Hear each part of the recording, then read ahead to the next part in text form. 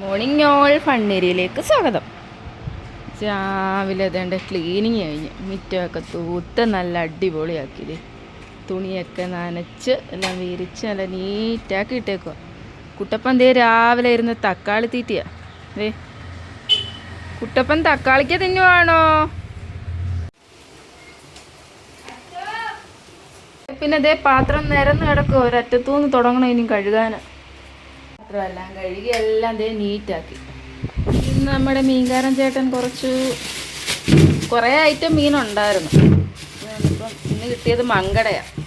അന്നേരം അതൊന്ന് വറുത്തരച്ച് മുളകറി വെക്കാമെങ്കിൽ നല്ല ടേസ്റ്റ് ആയിരിക്കും.